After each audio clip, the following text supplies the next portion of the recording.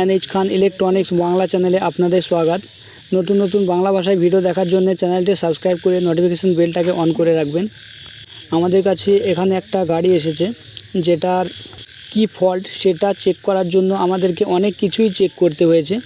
তা এটাকে আমি আগে একবার চেক করেছিলাম, শুধু আপনাদেরকে দেখার জন্য আর একবার চেক করে দেখাচ্ছি যে কি ধরনের ফল্ট হলে কি কি চেক করতে হবে। তা এখানে দেখেন, সবার আগে আমি এর সেন্সারটা চেক করে দেখব, আর এই গাড়িটায় কি ফল্ট ছিল সেটাও আপনাদেরকে বলবো। তা সবার আগে দেখেন এর সেন্সারটা আমি চেক করছি। তা সেন্সারের প্রত্যেকটা লাইট দেখেন ব্লিঙ্ক করছে আর বন্ধ হচ্ছে চাকাটা ঘোরালে, তার মানে এর সেন্সার একদম ওকে আছে, সেন্সার মানে ঠিক আছে, এর সেন্সারে কোনো রকম ফল্ট নেই। আস্তে আস্তে ঘোরালে দেখেন লাইটগুলো আস্তে আস্তে ব্লিঙ্ক করবে, জোরে ঘোরালে লাইটগুলো জোরে ব্লিঙ্ক করবে। তা সেই হিসাবে এর সেন্সার একদম ওকে আছে। এবার আমি এর যে পিকআপটা আছে সেটাকে চেক করব। তার আগে একবার বলে দিই যে এর ফল্টটা কী ছিল। এর ফল্টটা ছিল যে গাড়িটা চলতে চলতে কিছু দূর যাওয়ার পরে হঠাৎ গাড়িটা বন্ধ হয়ে যাচ্ছে, আর গাড়িটা চলছে না, ঘড়ঘড় করে আওয়াজ হয়ে গাড়িটা বন্ধ হয়ে যাচ্ছে, তারপরে আর চলছে না। তা গাড়িটা যেটুকু চলছে ভালোভাবে চলছে, যেরকম লোড সব কিছুই ঠিকঠাক নিচ্ছে, কিন্তু কিছু দূর যাওয়ার পরে গাড়িটা ওই ঘড়ঘড় করে আওয়াজ হয়ে বন্ধ হয়ে যাচ্ছে, আর গাড়িটা চলছে না। আবার হয়তো কিছুক্ষণ পর গাড়িটা ওইরকম চালু হচ্ছে, হয়ে আবার কিছু দূর যাওয়ার পরে ঘড়ঘড় করে আবার বন্ধ হয়ে যাচ্ছে। তা এখানে আমরা দেখেন অ্যাক্সিলারেটরটা চেক করলাম। তা দেখেন অ্যাক্সিলারেটরটাও এখানে ঠিক আছে, দেখেন এই লেখা আছে, ওই এলইডিটা পিকআপ মারলেই জ্বলছে, আবার পিকআপ ছেড়ে দিলে বন্ধ হয়ে যাচ্ছে, দেখতে পারেন এখানে। তা এই গাড়িটার কিসের ফল্ট সেটা আমরা চেক করে দেখেছি শুধু আপনাদেরকে দেখানোর জন্যে, যে এই ধরনের ফল্ট আসলে কি কি চেক করতে হয় সেটা আপনাদেরকে দেখানোর জন্যই এই ভিডিওটা বানানো।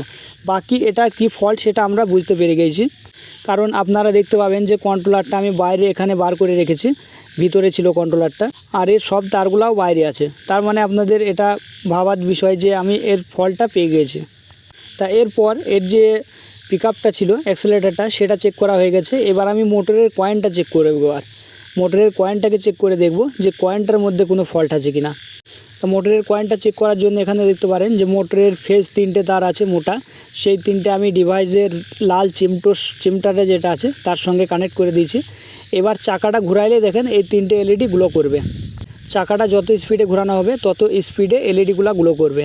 এখানে চাকাগুলো ঘোরানোর পরে দেখেন এখানে গ্লো করছে এলইডিগুলো, তার মানে এর কয়েনও ঠিক আছে, এই মোটরের কয়েনেরও কোনো প্রবলেম নেই। তার মানে এর অ্যাক্সিলারেটর, সেন্সার আর মোটরের কয়েন এই 3টেই ঠিক আছে। তাহলে এর এবার কন্ট্রোলার যেটা আছে এটাকে একবার চেক করে নেব। আর আপনাদেরকে একটা কথা বলে রাখি যে আমরা যখন প্রথম চেক করি তখন এর এই যে কন্ট্রোলারটা আমরা এই ডিভাইস দিয়ে চেক করেছিলাম যে কন্ট্রোলারটাই এর খারাপ দেখাচ্ছে, ঠিক আছে। তা সেটা আমরা কিভাবে ধরতে পেরেছি সেটা দেখতে পাবেন এক্ষুনি। তা কন্ট্রোলারে চেক করার জন্য দেখেন এখানে আমি যে কালো চিমটিটা আছে ওটা কন্ট্রোলারের মোটা 3টে যে ফেজ তার আছে সেখানে লাগিয়ে দিয়েছি। আর বাকি এখানে দেখেন ডিভাইস থেকে একটা প্লাগ বেরিয়ে এসছে, যেটার সঙ্গে আর একটা কাপলার জয়েন্ট আছে, এটা আমি কন্ট্রোলারের সেন্সারের কাপলারের সঙ্গে লাগাবো, ঠিক আছে। এটা কন্ট্রোলারের সেন্সারের কাপলারের সঙ্গে লাগিয়ে পিকআপটার সঙ্গে কানেক্ট থাকবে কন্ট্রোলার, আর এদিকে ইগনিশন ওয়্যারটাও চালু করে আমি কন্ট্রোলারটা চেক করে নেব। তা দেখেন এখানে আমি কানেকশন করে দিয়েছি, আর বাকি আর একটা কানেকশন করতে হবে, যে আর একটা প্লাগ আছে সেটাকে আমাকে মোটরের সেন্সারের সঙ্গে কানেক্ট করতে হবে। এখানে আমি দেখেন চাবিটা অন করতে এখানে 5 ভোল্ট চলে এসছে, তার মানে এই কন্ট্রোলারটাই 5 ভোল্ট সেকশন ঠিক আছে, একদম ঠিক আছে 5 ভোল্ট সেকশনটা। এবার যে মসফেটের সেকশনগুলো আছে সেইগুলা একটু চেক করতে হবে এবার। তা ওটা চেক করার জন্য এখানে দেখেন আমি অ্যাক্সিলারেটরের যে কানেকশানটা আছে সেটা পিকআপের সঙ্গে কানেকশন করে দিতে হবে, কারণ সামনে যে অ্যাক্সিলারেটরটা আছে সেটার সঙ্গে কন্ট্রোলারের কানেকশন করার পরেই ওটা চেক হবে। আমি পিকআপটা চেক করার সময় ওটা খুলে দিয়েছিলাম। তো এখানে দেখতে পারেন যখনই আমি পিকআপটা মেরে এদিকে চাকাটা ঘোরাচ্ছি তখন পুরা এলইডি গ্লো করতে হবে, ঠিক আছে। কারণ যদি পুরা এলইডি গ্লো করে তাহলে কন্ট্রোলার ভালো আছে, কিন্তু দেখেন যে গ্রিন এলইডিটা ওই দুটো এলইডি জ্বলছে আর বন্ধ হয়ে যাচ্ছে, ঠিক আছে। এখানে দেখতে পারেন জ্বলছে আর বন্ধ হয়ে যাচ্ছে গ্রিন এলইডিটা, এই কন্ট্রোলারের এইটাই ফল্ট।